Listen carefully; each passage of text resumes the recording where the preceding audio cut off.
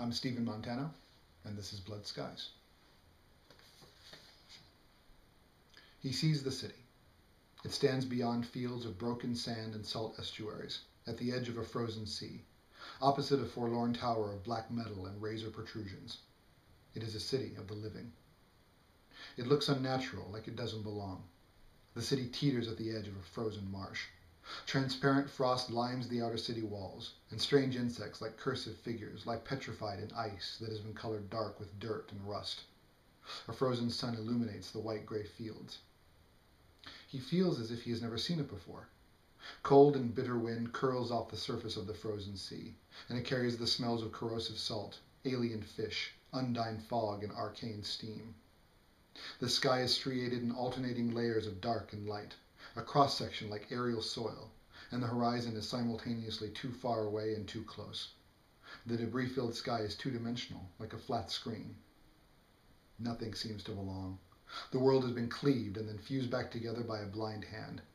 There's a sense of wrongness, a heavy and catastrophic air, a feel of the temporary. He feels and sees it, can almost taste it, even though he isn't really there. Is this a dream? A vision? Does it matter?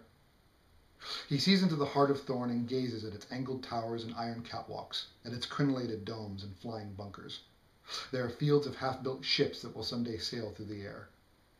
He sees the farm fields, bound in by razor wire and protected by automaton gun turrets made of ancient steel. They swivel on grinding gears fueled by sorcery.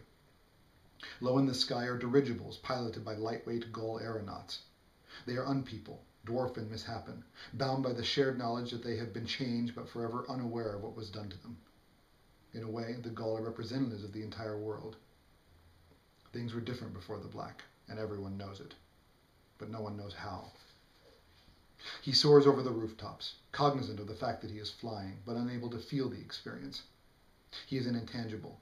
He sees and feels and smells the world as if through a ghostly lens.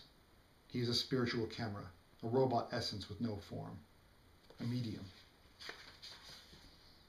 He feels her with him. He is never alone, and he is glad for it. She presses against him, her ethereal skin laced to his like a warm and sticky sheet. Her thoughts penetrate him, and her breath holds him like warm vapor. He wears her like armor, like skin. Her form corrodes, reforms, comes together once more in a shimmering rain that trails him like a spectral wake. He passes through twisted streets, over narrow lanes and between crooked houses. It is architecture fused together by need. The city is ancient and medieval, but it has been laced with things he knows are modern. Street lights powered by batteries, falafel vendors, percussive music created by programmable machines. Thick clouds of industrial smoke from tall brick chimneys fill the sky. Tall windows spill yellow light as the pale sun descends, and the glare of reflection that spills across the land slowly begins to ebb. He hears voices and wagon wheels, horses and steam whistles. He feels currents of powerful magic, the crackle of arcane energies that provide the city with warmth. He smells warm bread and hot cider, alcohol and smoked meat. He hears laughter, a baby crying, and the clang of steel as it is hammered into armor or stakes.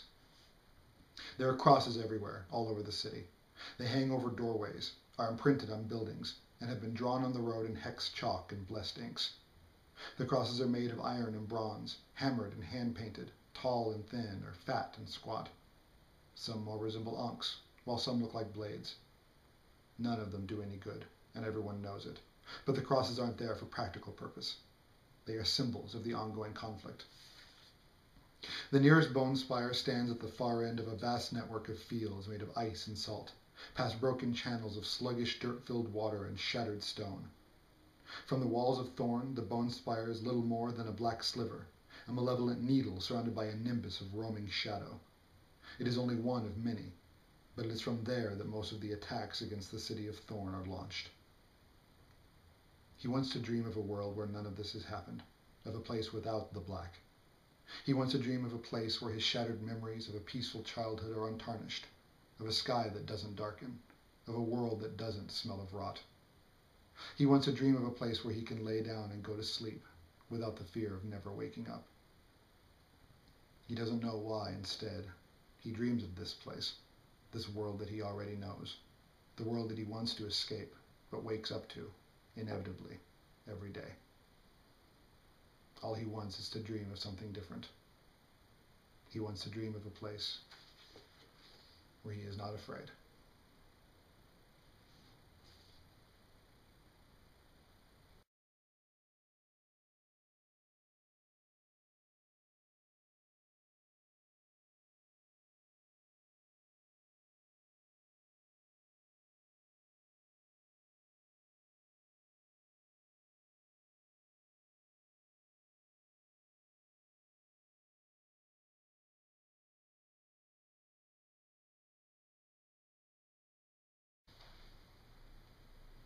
Grace. Is it good?